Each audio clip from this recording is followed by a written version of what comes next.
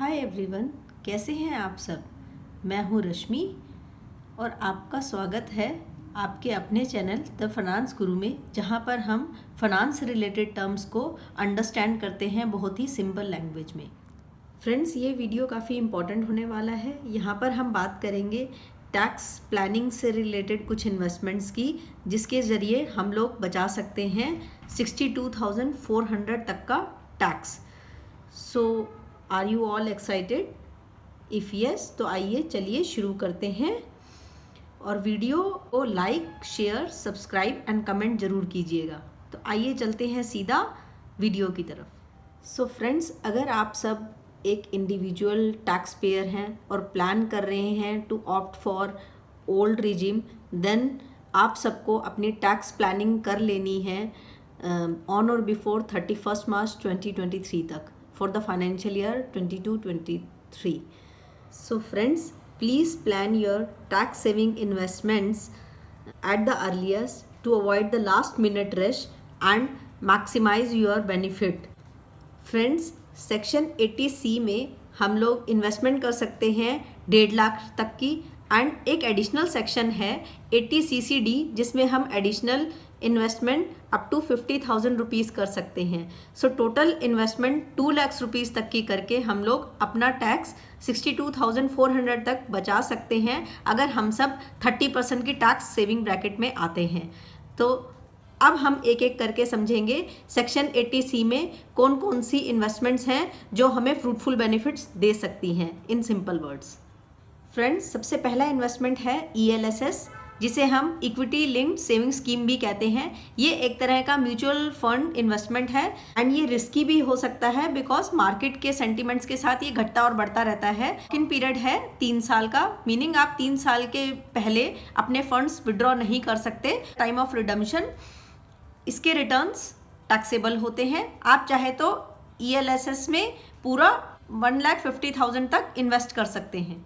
Second investment है PPF, जो कि EEE स्टेटस के साथ आता है।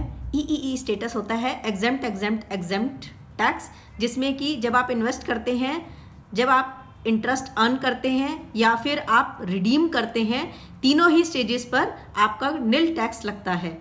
मतलब कि आपको कोई भी टैक्स नहीं देना पड़ता है, क्योंकि ये गवर्नमेंट की स्कीम है, इसीलिए ये सॉवरेन गारंटी के साथ आता है और एक तरह का डेट इंस्ट्रूमेंट है। इसमें लॉक इन पीरियड 15 ईयर्स का होता है, मीनिंग आप 15 ईयर्स से पहले हाउएवर कुछ अमाउंट विड्रॉ कर सकते हैं या फिर उसके अगेंस्ट लोन ले सकते हैं। हर साल में इन्वेस्टमेंट करना मैंडेटरी हो जाता है। आप 500 से लेकर 1.5 लाख तक की रेंज में कितना भी चाहें इन्वेस्ट कर सकते हैं। PPF के इंटरेस्ट रेट गवर्नमेंट हर क्वार्टर में अनाउंस करती है। आजकल जो जैन टिल मार्च 2023 के इंटरेस्ट रेट हैं वो 7.1% चल रहे हैं ऑन PPF। अगर आप PPF में हर साल मिनिमम अमाउंट इन्वेस्ट नहीं कर पाते हैं तो आपका PPF अकाउंट डिसकंटिन्यूड भी हो सकता है।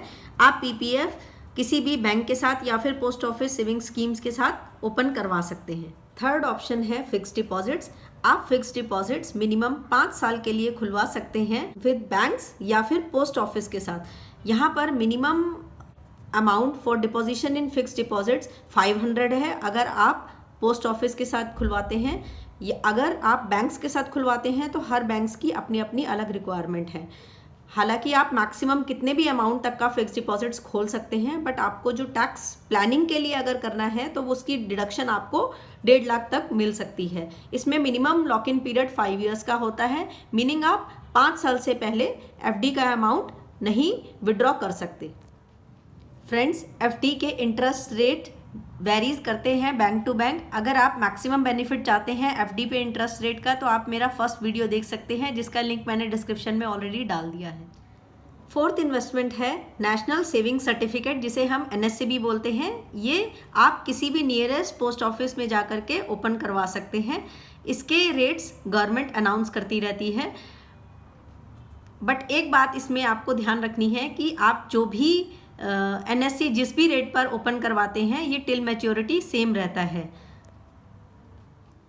करंटली NSC का इंटरेस्ट रेट 7% चल रहा है। फिफ्थ इन्वेस्टमेंट है सीनियर सिटीजन सेविंग स्कीम, जिसे हम SCSS भी बोलते हैं। गवर्नमेंट क्वार्टरली बेसिस पे इंटरेस्ट रेट अनाउंस करती रहती है। आजकल इसका रेट 8% चल रहा है। मिनिमम लॉक इन पीरियड 5 साल का है। हाउएवर आप अर्ली भी विड्रॉ करा सकते हैं विद सम पेनल्टी अमाउंट के साथ, जो कि आपको पे करनी होगी। आप 1000 से लेकर 15 लाख तक का अमाउंट इसमें इन्वेस्ट कर सकते हैं। ये 15 लाख का अमाउंट अब 30 लाख हो चुका है with recent budget 2023 announcement. Interest earn on such senior citizen saving scheme में अगर आप इंटरेस्ट अर्न करते हैं तो ये टैक्सेबल होगा, बट आप सेक्शन 80B में इसका डिडक्शन क्लेम कर सकते हैं। 6th इन्वेस्टमेंट है यूलिप। ये एक इंश्योरेंस प्रोडक्ट है जहाँ पर आपको लाइफ इंश्योरेंस कवरेज के साथ साथ इन्वेस्टमेंट के बेनिफिट्स भी मिलते हैं। इसके रिटर्न्स मार्केट के साथ घटते और बढ़ते रहते हैं and directly depends to market रहते हैं। मिनिमम लॉकिंग पीरियड यहाँ पर 5 साल का दिया गया है। 5 साल के बाद ही आप ये अमाउंट विड्रॉ कर पाएंगे। अमाउंट इन्वेस्टेड डिपेंड करता है 3 फैक्टर्स पर, जो कि है sum insured, age factor and the terms of the policy. अगर आपका premium in a particular financial year में 2.5 लाख से ऊपर जाता है, then maturity proceeds will be taxable in the financial year of receipt. 7th investment है कन्या समृद्धि योजना।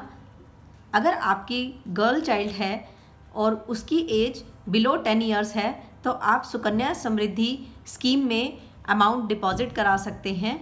ये मिनिमम 15 ईयर्स तक आपको ये अमाउंट कंटिन्यूअसली डिपॉजिट करना रहता है और इसकी maturity from the date of opening of the such account till 21 years of maturity होती है।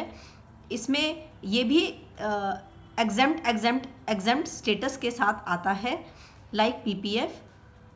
आप maximum 2 account Sukanya Samriddhi scheme के ओपन करवा सकते हैं अगर आपकी 2 गर्ल चाइल्ड हैं below the age of 10 years.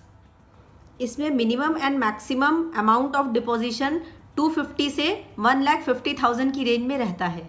8th investment है EPF। ये बहुत ही पॉपुलर इन्वेस्टमेंट है जहाँ पर employ contribution and employer contribution दोनों ही mandatorily minimum 12% of the basic salary हैं डिपॉजिट होते हैं। इसके इंटरेस्ट रेट गवर्नमेंट अनाउंस करती है टाइमली बेसिस पे। अगर आप मोर देन 12% इन्वेस्ट करना चाहते हैं तो you can do so under voluntary provident fund scheme. अगर अमाउंट इन्वेस्टेड 2.5 लाख से ऊपर इन अ पर्टिकुलर फाइनेंशियल ईयर में जाता है तो 2.5 लाख से ऊपर जितना भी इंटरेस्ट आपने अर्न किया है वो टैक्सेबल रहता है। EPF का मिनिमम लॉक इन अंटिल रिटायरमेंट रहता है। हाउएवर आप कुछ स्पेशल सर्कमस्टांसिस में पार्शियल अमाउंट विड्रॉ कर सकते हैं। अगर in case of job loss है तो आप एंटायर अमाउंट भी विड्रॉ कर सकते हैं। 9th एंड लास्ट इन्वेस्टमेंट है NPS, जिसे हम नेशनल पेंशन स्कीम भी बोलते हैं। ये एक तरह का रिटायरमेंट ओरिएंटेड इन्वेस्टमेंट प्लान है जहाँ पर minimum age of entry is 18 years and maximum age of entry 65 years है। रेट ऑफ मैच्योरिटी 60 ईयर्स का रहता है। इसको आप एक्सटेंड फर्दर 10 ईयर्स के लिए भी कर सकते हैं। इसमें minimum lock in period up till the date of retirement रहता है। इसके बीच में अमाउंट विड्रॉ नहीं कर सकते और 1.5 लाख तक के अमाउंट इसमें इन्वेस्ट किए जा सकते हैं। डिडक्शन मिलता है up to 10% of basic and dearness allowance का, subject to maximum of 1.5 lakh रुपए इस सेक्शन में। Thank you.